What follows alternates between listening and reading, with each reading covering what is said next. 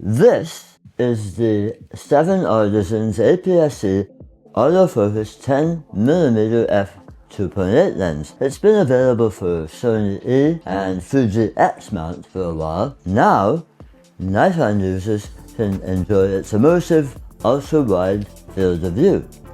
But, can you use it for wildlife photography? I intend to answer that question and more in this video.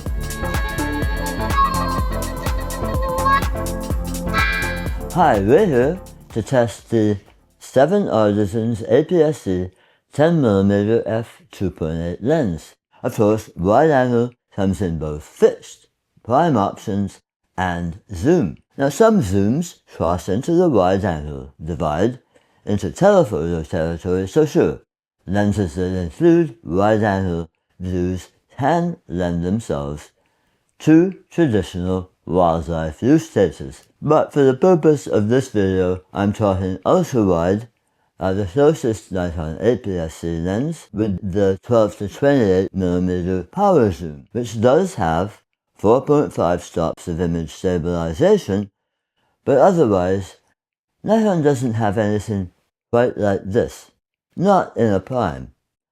But this 7Artisans lens, because it's the subject of this review, is a prime, which gives us the full frame equivalent DX 1.5 crop in Nikon speed of around 15mm, and that definitely earns the title ultra wide in my book. And it's a beautiful field of view, 105.3 degrees that lends itself to a wide variety of uses: landscape, interiors, architecture, even environmental portraits, if you're careful. But wildlife? Bear with me while I discuss a few of this lens's features and specs. The build quality out of the box looks really impressive. It is in fact metal construction, aluminum I assume. It feels premium. However, it remains lightweight and compact at only 230 grams. The focus barrel turns nicely, silky smooth. Nice to see an external control to switch between AF MF. All lenses should have this in my opinion. And if I didn't mention, this is an autofocus lens driven by quiet STM silent motor, and the autofocus performance is excellent in my experience.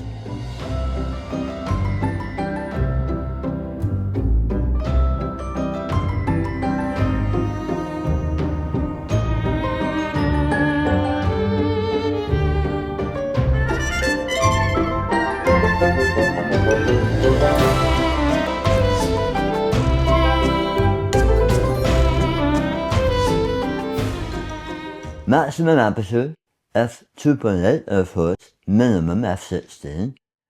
Close focus distance of 0.3 meters, 11.8 inches. The lens does not include vibration reduction. Metal bayonet mount, Z mount here of course, with contacts for camera communication, a weather sealed rubber gasket, that's very nice to see, and USB-C port for firmware updates. Now the front element is slightly bulbous, but doesn't interfere with the use of filters. And this is a common 62mm filter thread, so for instance, I didn't have to buy a step-up ring, I already own this size, to use my standardized 82mm neutral density filters, for instance. It comes with a plastic lens hood, which requires some explanation. It's a very tight fit, evidently due to feedback that early iterations were somewhat loose. Now it has to be oriented properly to avoid intruding on this ultra-wide field of view by lining up the white dots with the 7Artisans logo to the right and twisting clockwise. It helps to press the hood in as you turn counterclockwise to remove. The lens is constructed with 11 optical elements in 10 groups, arranged, 7Artisans says, to effectively reduce chromatic aberration and distortion. Multi-layer coatings are used to suppress flare endorsing. I'll drop an MTF chart here, but really that'll be the extent of the technical deep dive. I won't bore you with test charts and such, because I know from experience that people just click away from those. What I intend to do here is illustrate with my examples, both still and video, what you might expect in practical, real-world use. When we imagine a wildlife lens, we think of a telephoto lens. We want to get up close and personal with wildlife while keeping our distance, especially if that wildlife is capable of making a meal of us. I might add, we should not want to intrude on their space.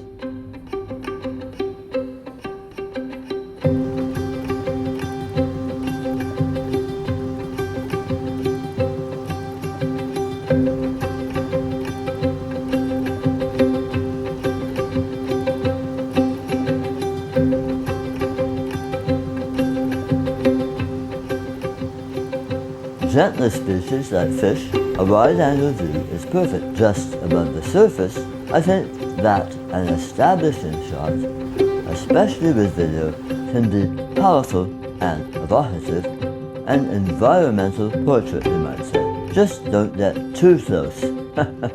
Here we are again with the 7Artisans 10mm f2.8 lens, and it might be a bit of a stretch to call it a wildlife lens, but as we've seen, it can be used for, say, an establishing shot, but it certainly works well for architecture, particularly because it is very well controlled for distortion, or I should say distortion is very well controlled due to the optical construction.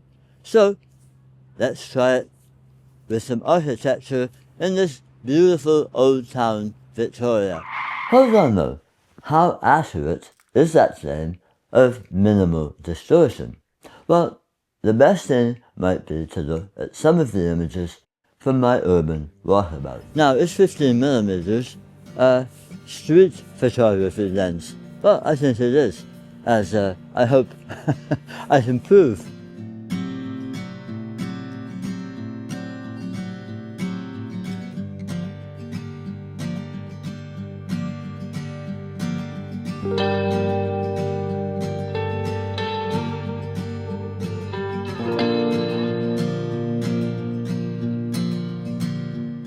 I would have liked to have photographed the Chinatown gate, but seems like it's getting a new roof. So, well, why not? I'd love to get this building, and this is an obvious vertical. Even so, the issue I have is too much foreground, but we can crop that. Now, this is a 20 megapixel camera, 20.9. So, yeah, not too much room for cropping if we want a big image.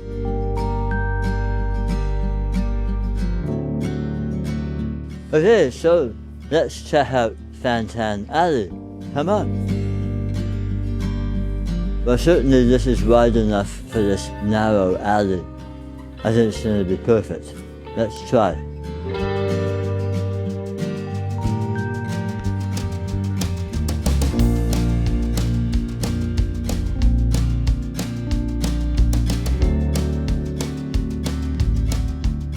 Now, one of the things that I'm running into here, this is not a stabilized lens, and the Z52 that I have it on is not stabilized, doesn't have in-body image stabilization.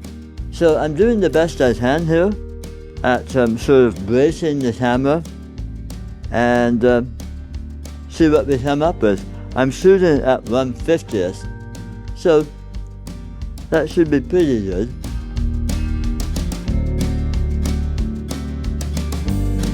This is really nice, perfect for this.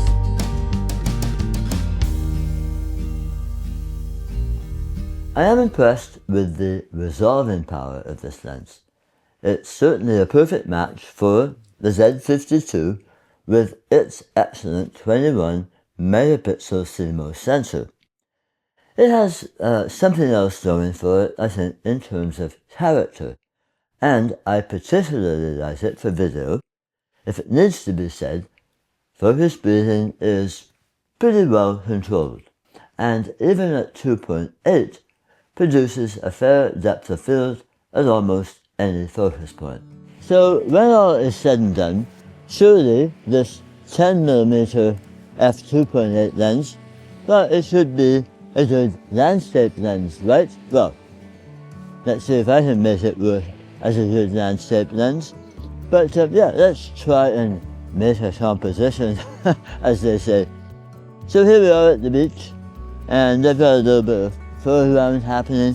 So let's see if I can make something out of it. We actually had some very nice light here when we were coming. Now, well, you can see, we've kind of lost it.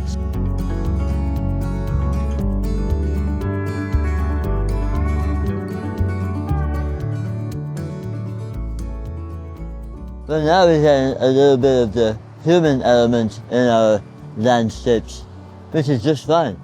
I like it.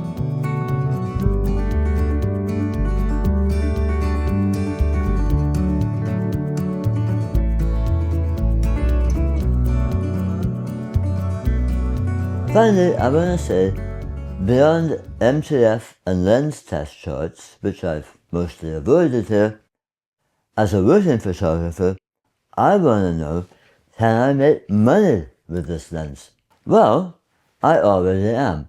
A couple of the best images that I've made with this lens on the Z52 have joined a collection of prints and reading cards that I offer for sale. And the proprietors of venues where those products are sold are enthusiastic. Certainly, they're not asking for test charts or even what lens I use for that matter. And that's what a good lens should do at the end of the day. When that shot was made, in fact. Just get out of the way and let you realize your vision. In summary, if you're looking for a super wide APS-C lens, I think this is really worth considering. And at $199 US, I think it's a downright steal. Also, during the launch month, a US $10 coupon will be available, bringing the price down to $189. I'll drop that info into the description along with purchase links. Full disclosure, you may have gathered from the sponsored content tag, 7Artisans sent me this lens to review. Otherwise, no other benefits, payment, or obligations involved. So I'm grateful to 7Artisans for the opportunity to test this new APS-C lens in the run-up to its release. I've really had a lot of fun with it, as I hope this video demonstrates. I hope you agree. So, please give it a thumbs up, and if this is your first visit to my channel, please do consider subscribing. Hit that notification bell so you don't miss the next one. In the meantime, take care, cheers. We'll see you later.